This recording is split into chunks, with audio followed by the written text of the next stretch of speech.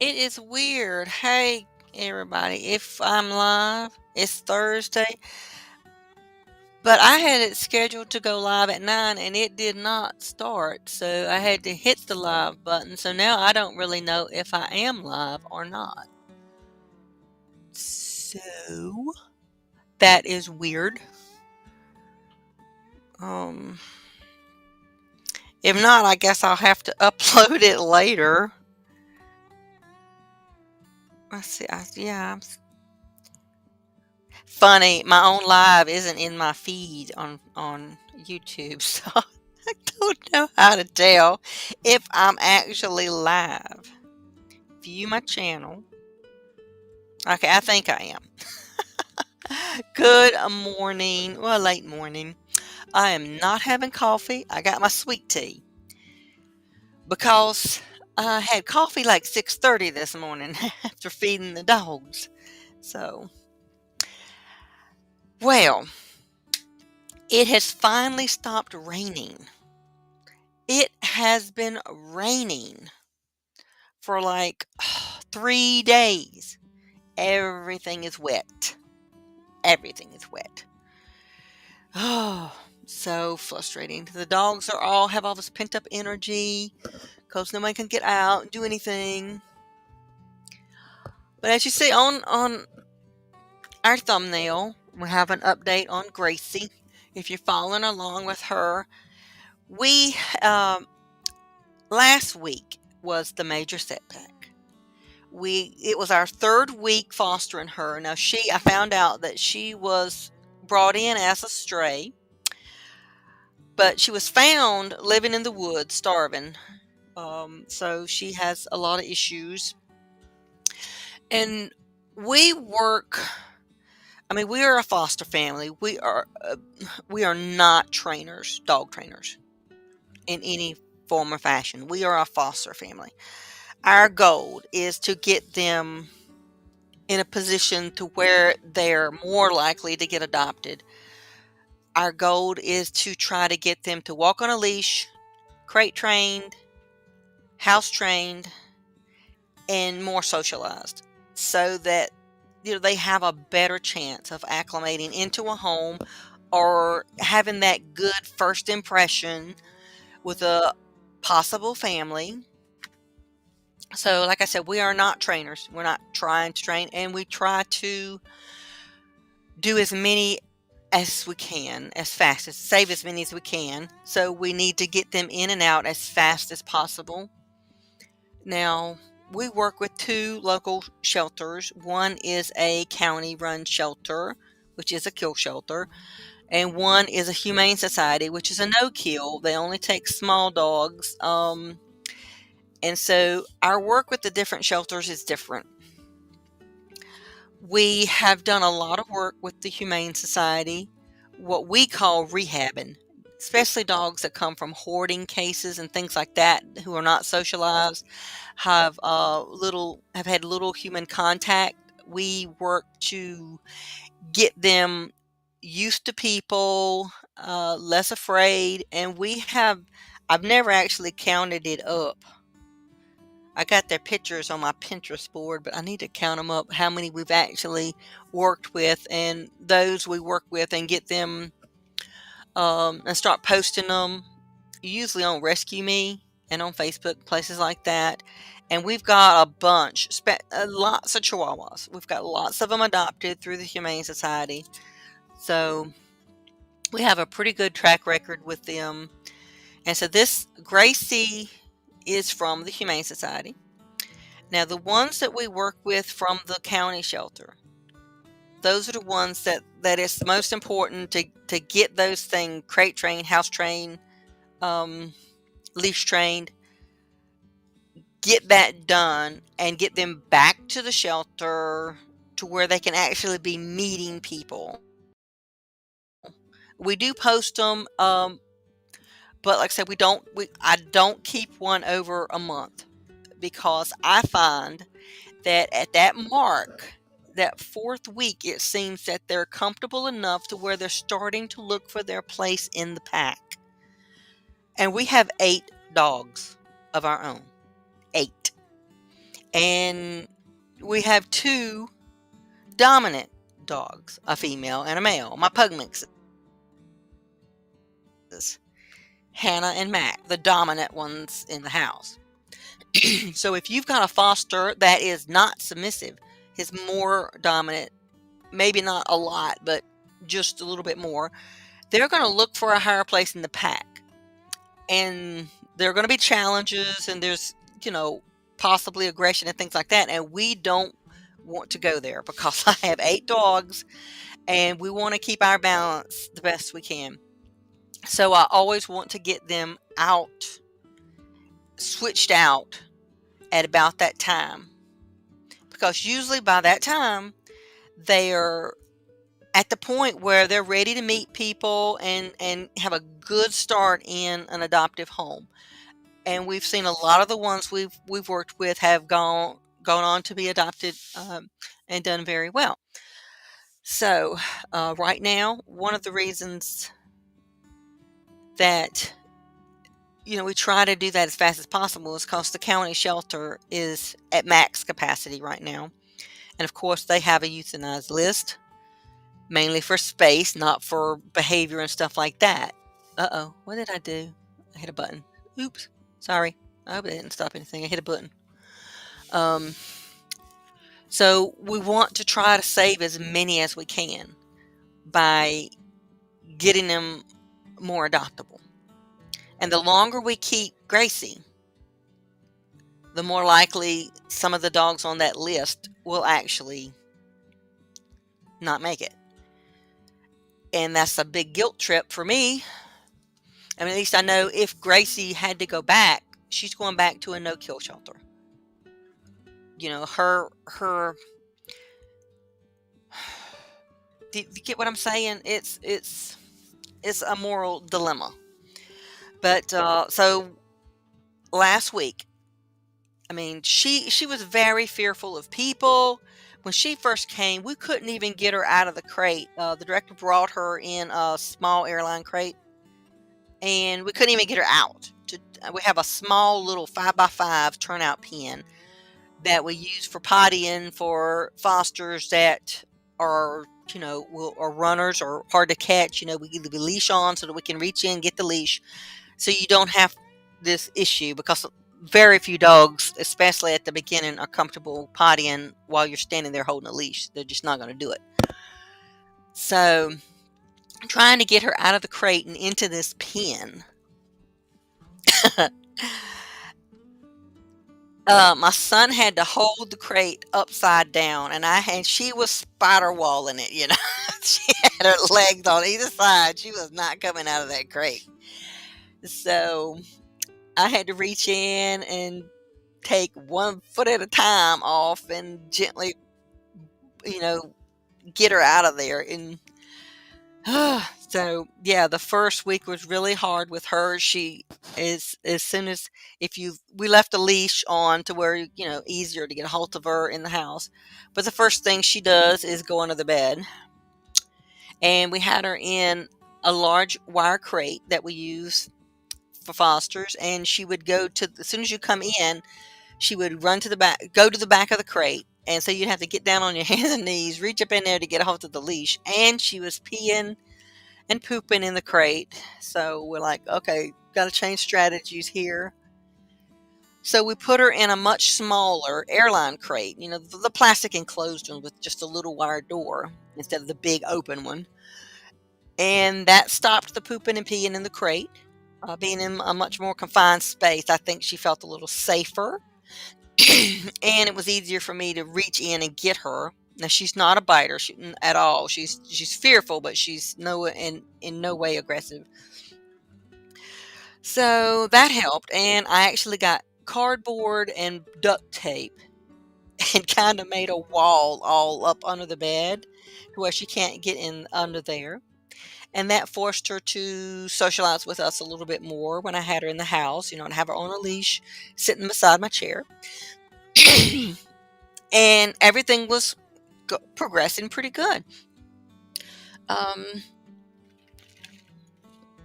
and last week was the third week. Everything seemed to be going great. And only maybe because I had to work a couple of extra days that week. Yeah, it was last week, I think. Or was it the week before? And I don't know if the change of routine maybe was an issue. I really don't know. But get up one morning, take her outside. She's got a leash hanging, and she's out in the fenced in yard because she will not go potty in that little turnout pen. She won't do it. Um, so I have her loose in the fenced in yard so she can potty and go back out to get her. She had gotten to the point where I could hold the door open and she would just run up the stairs on in, open the door, and she's barking at me like I'm a total stranger. Will not come near the stairs. I walk down the steps and off she goes to the other end of the yard. I'm like, okay. So I have to walk out and you just have to try to get close enough to step on that leash when she runs by. And so I was able to get her back in the house. She had been out plenty of time to go potty. So first thing she does is she runs, jumps up on the ottoman in front of the couch and goes potty. Oh my Lord. What in the world is going on with you? And it's just like everything, it was like back to square one. She was afraid of us again. It was very frustrating. And I haven't seen one revert back like that so suddenly for like no cause. And so back to the drawing board of, in the crate, outside, in the crate, outside, no free time unless right beside me with the leash. And even one time sitting with her right beside me with the leash, she still pees in the floor. I'm like, no. So I was just at my wit's end. I didn't know what was going on or what to do. I talked to the shelter director and she said, "Look, I'll just." Now this was the weekend when I contacted her. It was on the weekend after that week, and she told me, she said, "Look, I'll come get her one day next week. I'll just come on get her and bring her back. She may just be too damaged to ever get over her fear of people because we don't really know what her situation was before she was found or what she's been through. And just like some people, some things they don't get over, you know, like my tiny chihuahua, Daisy May. She's a foster fail. I went ahead and adopted her because she's never going to be able to be adopted out because of her fear of people. Even she's been with me for a couple of years now. She's very loving and sweet and everything, but if I ever try to pick her up, she's going to bolt. You can't pick her up. She's terrified of it. So, excuse me. Some of them are just like that. And I had just about got to the point where I thought, it's nothing I can do. Everything I'm trying isn't working. So, let me get her playing here. Get her little pictures going. So, I decided, okay, got a few days, before she comes. So, I went and found a group that specializes, Australian cattle dog group, since she's a cattle dog lab mix, and asked for some advice, kind of explained her situation and asked for some advice, you know. And some of the things, everyone, first off, was saying 3 weeks is not long enough. But like I just explained, to me, every extra week is some dogs that might not make it because they couldn't get into a foster home. Because the shelter is so overrun with intakes. It's just terrible in this county. People don't spay and neuter. It's don't get me started. Don't get me started. It's like, um, so yeah. it's easy for somebody on the other side, not in animal rescue, to say, "Oh, you just need to give her more time." But like I said, it's really a lot of guilt in the idea of that, because the shelter right now is posting, desperate pleas for fosters because they're at capacity and just had a mom, a pregnant female, come in and give birth to five. I think it was five puppies.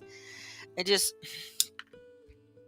it's just a bad situation. So, but everyone's consensus was 3 weeks is not long enough. Um, so let me see. I'm gonna read through some of their comments, some of the ideas that they had. Let's see. Oh, and they mentioned that healers are often one people dogs, not social butterflies. So patience and love. Uh, Stay away from not big crowds, no dog parks. Of course, we're in the country, we're on a farm, we're not doing the dog park thing. But yeah, um, let's say this. Some people suggested possibly anti-anxiety meds, but of course, we don't medicate our fosters or anything like that. That's kind of, out of our hands for that kind of stuff. That would be something I think an adopter might could consider. Um, let's see, and yeah, make sure she has blankets and toys. We do. Um, let's see. And this one's talking about, some dogs don't do well in a crate, but she actually seems to like, once I put her in the smaller crate, it stopped the pottying in the crate issue. The other crate was just too big, I think, and it didn't feel like a den. It was more like a pen, I guess. So, um, and some people say, unfortunately, her fears may be fixed as a temperament, um, after what she's been through. Let's see what other people say. Mhm. And it says that maybe something possibly has upset her. The regress is they don't feel safe. Um, so, like I said, maybe it was because my work schedule, I had worked, I think, a Monday, a Wednesday that week, and I normally work just weekends. So maybe that was stressful for her. So my son had to do the feeding and the potty breaks and everything, and I guess she's not used to him. Even though he had, gotten to know her and everything, spent time with her.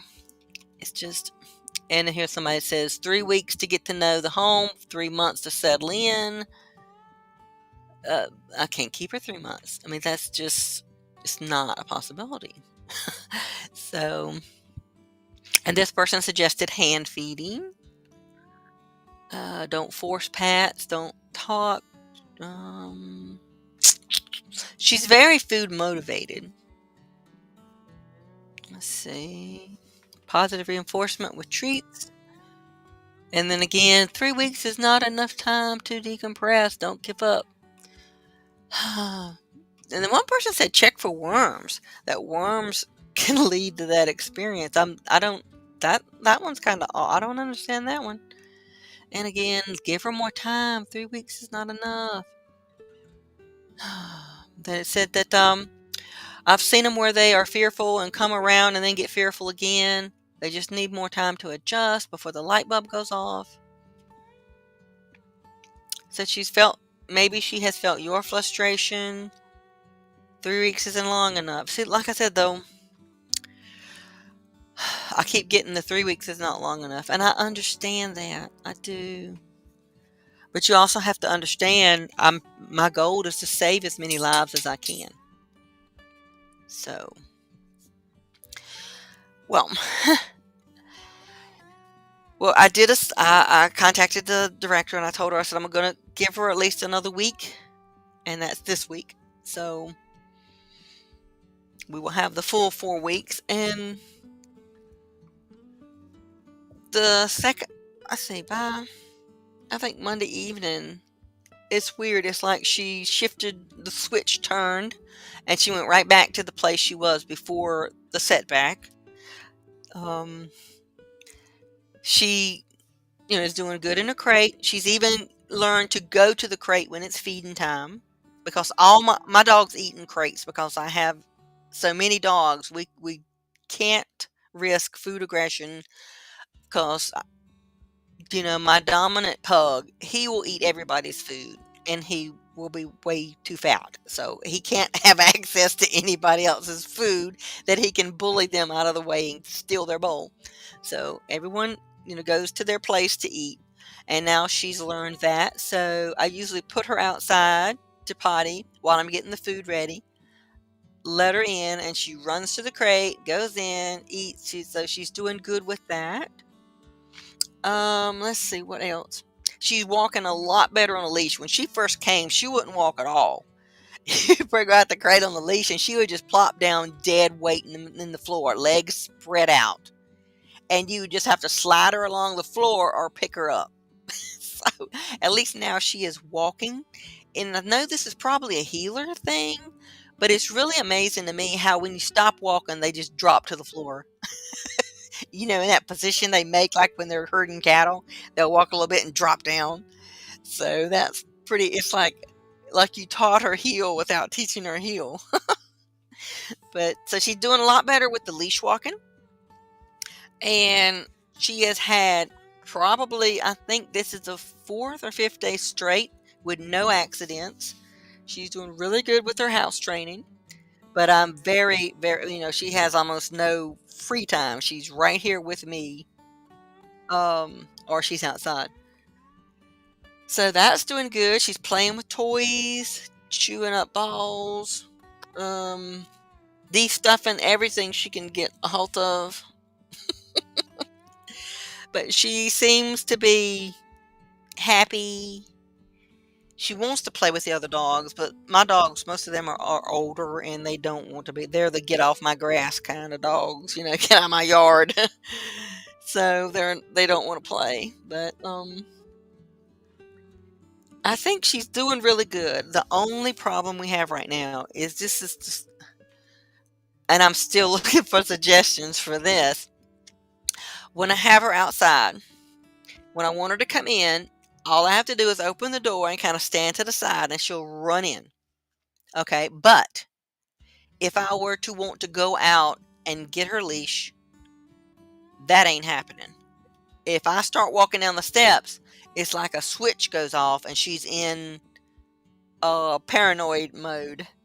Ears go up and she starts backing up and barks a couple of times, and she will keep that distance between me. And if I keep walking out, she'll take off down to the other end of the yard. So I've got to figure out, especially, any dog, you've got to be able to catch them for their own safety in case they were ever to get out of the yard or something or get off a leash. You have to be able to catch your dog. And I've been working with her, trying to get her to come to her name. She still will not do that. And maybe you can give me some ideas on ways to do that. What I've tried is I'll sit in a yard chair and have her on I think it's a 12-foot leash. It's either 10 or a 12-foot lead, and call her and like reel her in like a fish, and then give her lots of positive reinforcement. And I keep doing that. And I'm gonna try it with some treats too. But yeah, not being able to go out and catch her is is the biggest issue right now. Because I think everything else she's doing good. I haven't started posting her yet for adoption because I really, I want to give her a little bit more time. Usually I would have had them plastered all over Rescue Me and Facebook and everywhere, getting the word out. But I want to make sure that they're going to have the best chance of not getting returned or possibly getting loose and getting hit by a car or something. I want to make sure I do everything I can to give them a good start. So, and I'm still, like I said, I'm still really guilty about not being able to take a foster from the county shelter because I know they're in desperate need right now. But yeah, you make your decisions and go with, she's so close to being ready. So yeah, I'm hoping now that it's stopped raining, but everything is still so freaking wet outside. It's hard to do any of that training outside because everything's so wet. Hopefully, I'll be able to get some of that in today. I hope so. How long have we been talking? Okay, so I don't think it's time to give up yet. I'm hoping, excuse me, hoping that maybe by the weekend I can start posting her and maybe be able to get some decent pictures of her, which is hard to do because she never stops moving. And hopefully get some pictures of her outside to post, and maybe who knows, get her adopted. That would be awesome. It would be great to have somebody with some experience with a healer, a cattle dog, because they would be already ahead of what the game as far as what I am. So that's the game plan. So we're not giving up. But yeah, hopefully she'll keep progressing. If she has another, what do you call it? Another setback to where she does that again, then I'll have to just accept the fact that that's just kind of programmed into her because of what she's been through. And if that's the case, then really no matter how long she stays here, it's not going to change. Kind of like my Daisy May, my Chihuahua. No, it doesn't matter how long she's been here. There are certain instincts that she developed as a survival thing that you're not going to ever train out of her. So if that's the case, then if we get to that point, she will go back, and she may still get adopted because, like I said, the Humane Society is a no-kill shelter, and so and a lot of people, they said that people were interested in her because she's so small. She looks like a miniature black German Shepherd kind of. She's so small and very pretty. But she was just so scared of people. She wouldn't interact with them, and it was just made it very hard for anyone to even meet her, much less consider adopting her. But I think the progress she's made already, if she went back, would help her possibly meeting families, and so she would still have an opportunity to get adopted. It wouldn't be a death sentence. So we'll have to see whether we continue moving forward or if something else happens. But okay, so I'm going to take her off of the screen there. What is this one? No. All right. That's me. All right, I put that on here. Now I don't know how to get rid of it. No, I don't want to do that. How do I get rid of this thing? I'll trash it. Okay. Okay. Oh, I guess I was supposed to remove the layer. That's what I was supposed to do. But what else is going on now that we got all the dog talk out of the way? What is going on with everybody else? What is going on? Let's see what has happened this week. I have got a little bit farther on my painting. I have a let's see. I'm gonna probably do some of that on another live, a crafting live. But I did work a little bit on it. I don't know. I just have not been able to get excited about this painting, so it's really dragging on. I want to get it off my easel and start planning something more fun. And because of the rain, I have not been out in my studio. I've got a blue band on my loom that I haven't finished, and of course my cow rug. I haven't finished that, and haven't been able to go out to work on it any because of the freaking rain. I don't want to walk across the rain. Um, so that's about where I'm at. And as far as following some of the true crime stuff, that's been disappointing this week. I think I kind of just unplugged for a while. It's been disappointing. In the Tennessee case, no updates on the missing Sebastian Rogers. And the case, the grand jury case against the YouTuber who has just been horrible to that family. She is just vile, harassing, stalking. I mean, jump out in the middle of traffic, run up to their car, scream at them, kind of thing. They had POs, ROs, restraining orders on her, and she had 6 violations. And it's really weird. It went to the grand jury, and then the grand jury decided no bill, which I guess means they don't send it forward, which is very. I think it's a how would you say, it is definitely a setback for victim rights. Very discouraging. And I was very disappointed in Tennessee's news. They did this story. Apparently, they don't research their stories very well, because they did a story talking about the Pennsylvania anti-SLAPP case, which was historic, where this crazy group sued one YouTuber and one TikToker from Pennsylvania, saying that they were hindering the search for Sebastian, which was a blatant lie. And so they were really just doing it. They actually were trying to extort these women, in my opinion, based on evidence that I saw. They were trying to extort these women for money to not go forward with this so-called civil RICO suit. But they both got lawyers and defended themselves and filed an anti-SLAPP and won. So because there was nothing, it was a frivolous lawsuit. So they won the anti-SLAPP. They're still waiting for the hearing to find out what the costs are going to be for all these plaintiffs, to pay back the defendants' legal fees and possibly damages. We don't know about that yet. But that was that was a freedom of speech case. And the funny thing is, one of the plaintiffs that brought this case against these two women, YouTube and TikToker, one of the people who brought the case was this crazy YouTuber who was stalking the family in Tennessee, who just got let off the hook by the grand jury.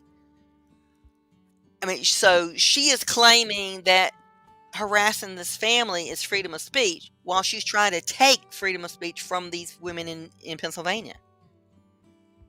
Make it make sense. It doesn't. It's crazy. But the thing is, the Tennessee News Bureau, or whoever that, I can't think of the name of the channel that did this story, lumped them together as if this crazy lady that was stalking this family is on the same side of freedom of speech as the two innocent women in Pennsylvania who they were trying to extort money out of, who fought for freedom of speech and won the anti-SLAPP because this group was trying to get them to stop talking about the case. So, craziness on those streets. Sorry for the rant. But that was very discouraging. Because you want to see victims get some relief. And it's very frustrating when you see someone who has victimized people over and over and over for years continue to get off the hook. It's frustrating. And also and she's going after the parents in the Nova Scotia case too. So she's going to jump into that one. Lord help them. But that case is so sad. We talked about it a little bit last time, and not really any updates in that either. So I'm watching all of it though, and I found a new channel called Hillbilly. Is it Hillbilly Crime?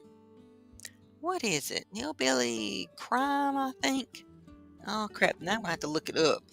But it's a local. Yes, Hillbilly Crime. It's a local who is covering. Well, she's covering other cases too, but she's really covering that case where the sheriff shot the judge. And I'm kind of following that too, and not really anything happening in the Maddie Soto case. Waiting for court dates or whatever. I don't remember. Maybe it hasn't been done yet, but I don't think I've seen where they decided whether to suppress that phone evidence or not. Did y'all hear?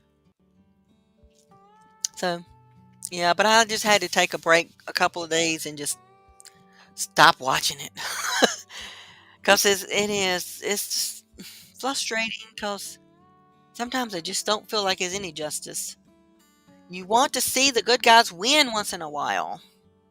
But at least they did win the anti-SLAPP in Pennsylvania, and that was a huge win for the good guys.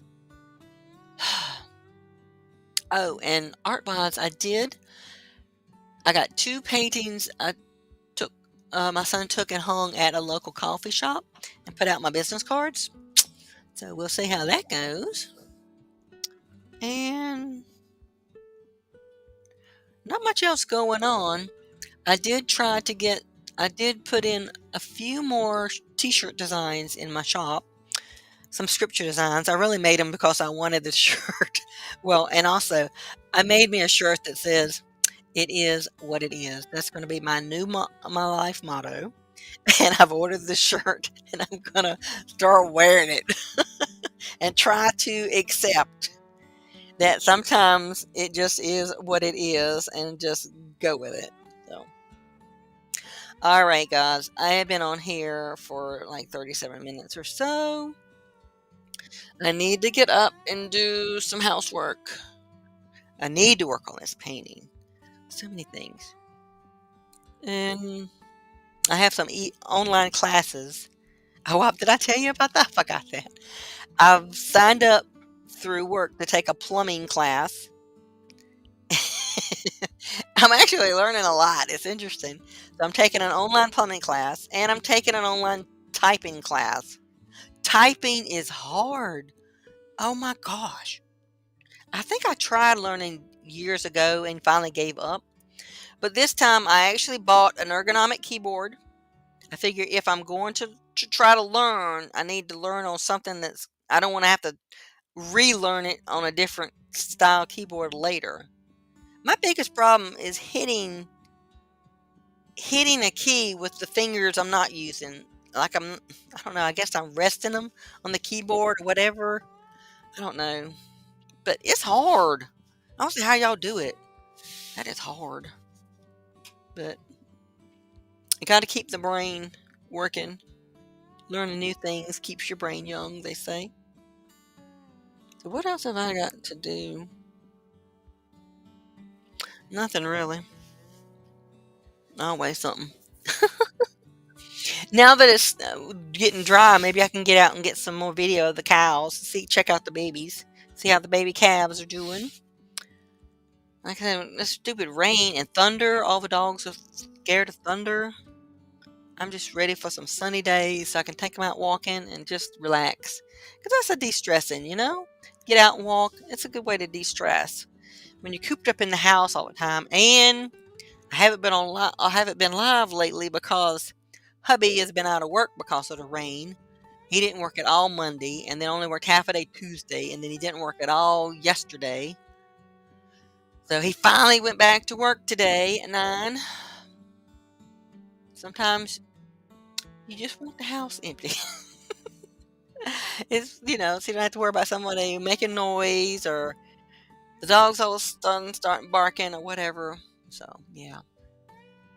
All right. Well, guys, I'm going to try to do another a crafting live. Not today, but hopefully before I go back to work. I think I work Saturday. So maybe tomorrow we can do a crafting live and I can work on that band and my cow rug, which I'm beginning to think I will never finish. I think the next time I'll do pillows or something smaller. But yep. All right, guys. So I am going to